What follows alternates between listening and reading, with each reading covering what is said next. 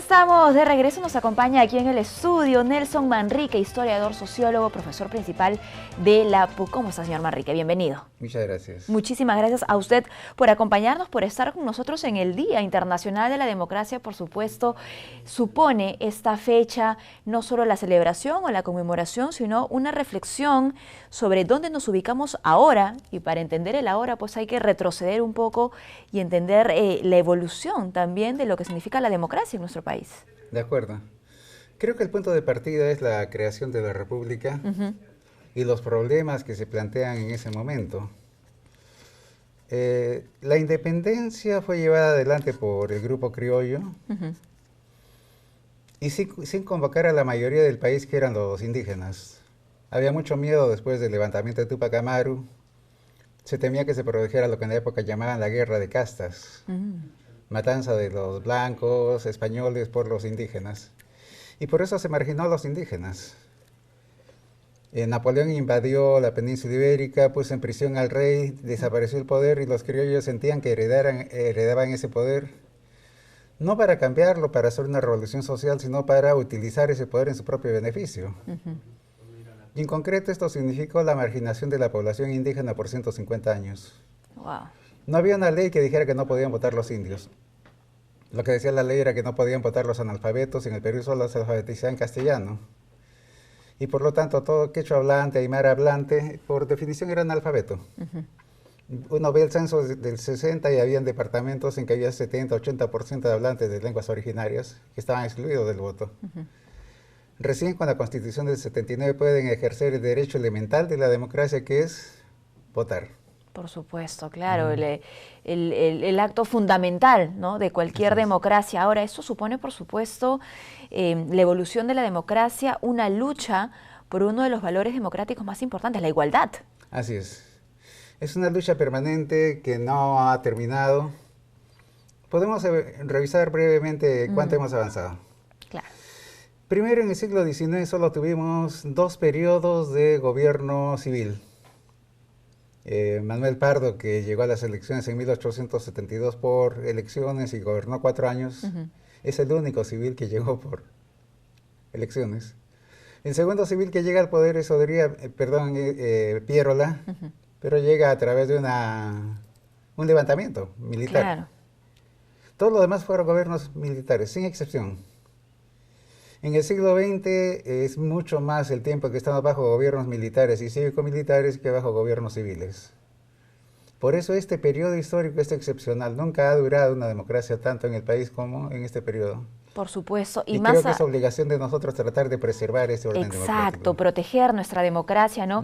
Más allá, por supuesto, de las tareas pendientes para nuestro sistema de gobierno, ¿no? Celebrar, sí. Conmemorar, sí, el lugar en el que nos encontramos, si además miramos hacia afuera y vemos cómo se encuentran otros países de Latinoamérica. Así es, así es.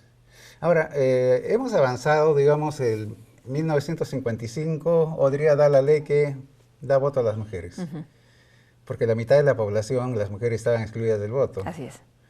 La Constitución del 79, bueno, antes de esto el voto era más bien patrimonial, ¿no? En el siglo XIX, ¿quiénes votan? Los propietarios mayores de 25 años.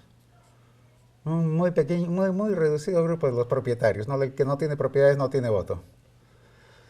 Hasta 1979, bueno, la edad del voto son 21 años y están excluidos del voto los analfabetos. ¿Qué pasa con la población indígena? De acuerdo a la ley de 1920, el Estado ejerce tutela sobre la raza indígena. La tutela es un régimen, digamos, jurídico, por el cual yo protejo a una persona que es incapaz de representarse a sí misma. Digamos, un discapacitado, una persona mentalmente no apta para representarse, o un niño es tutelado. En esa condición está la raza indígena hasta 1979. Tremendo, ¿no? Y situaciones que el día de hoy nos parecen pues increíbles. Así es. ¿No? Y no han pasado tantos años. Ahora, hay cosas que no han cambiado. González Prada decía que nuestra democracia era de pisco y butifarra. ¿A qué se refería? A los caudillos que iban a repartir a las muchedumbres pisco y butifarra para comprar ese voto.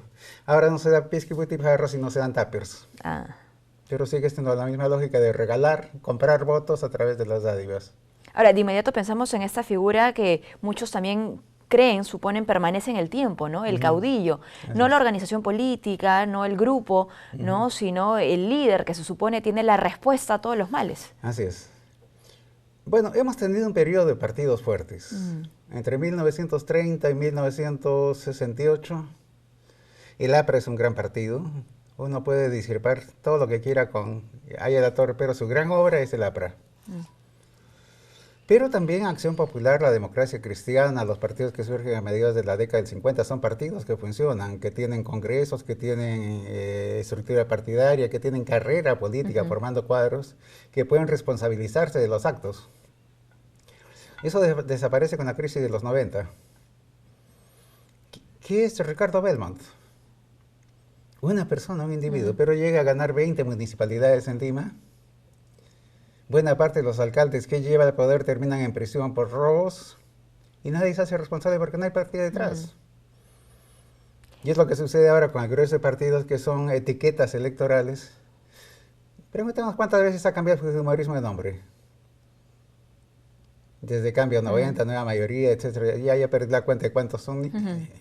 Me cuesta recordar que se llama Fuerza Popular ahora. Pero son organizaciones en torno a un caudillo que no tienen congreso, que no tienen estructura partidaria, donde hay una persona que es la que toma la decisión. Y olvidamos, ojo, que los cimientos de una democracia deben estar justamente sus organizaciones políticas. Así es. ¿No? Y por ello que el día de hoy, bueno, desde el Jurado Nacional de Elecciones se trabaja también para el fortalecimiento de estas organizaciones. Yo creo que el Jurado Nacional de Elecciones tiene un papel fundamental porque la base del ejercicio correcto del poder es la legitimidad. Esta ha ido cambiando en el tiempo, ¿no? En la edad antigua, la legitimidad venía de que los gobernantes eran divinos.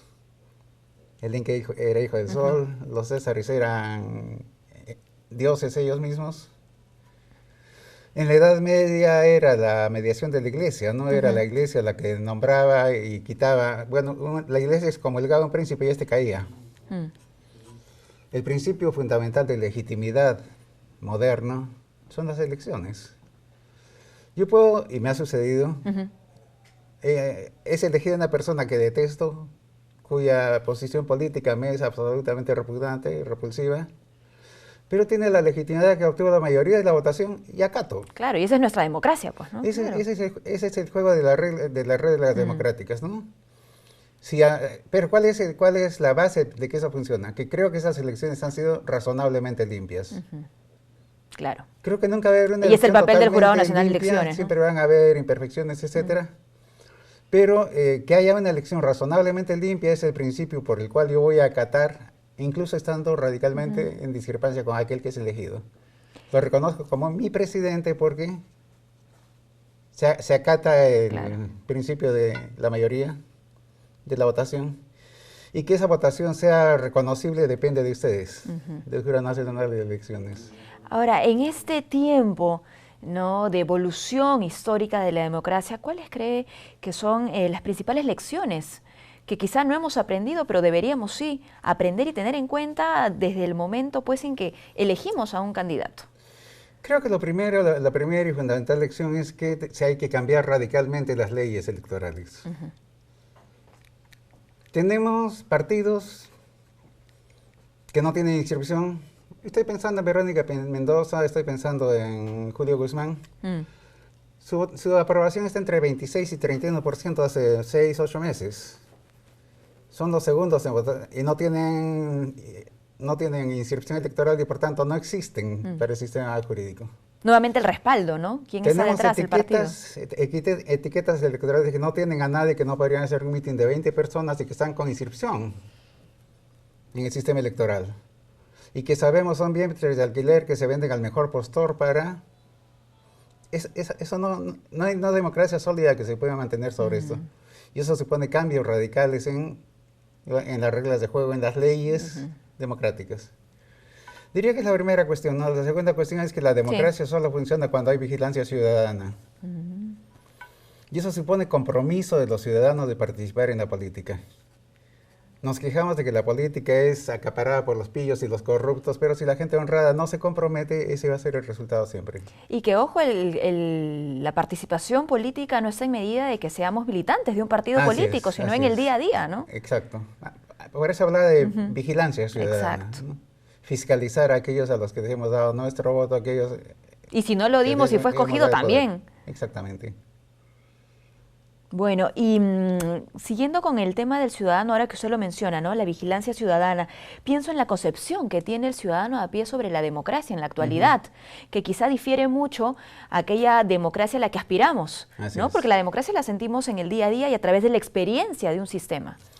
Eso nos lleva a problemas de otra naturaleza, digamos que tienen otro punto de partida, pero que influyen profundamente en la calidad de la democracia.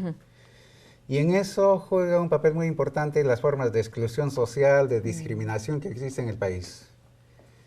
El principio por el cual somos iguales ante la ley, hay ese espacio de igualdad formal que llamamos ciudadanía, es que te reconozco como mi semejante.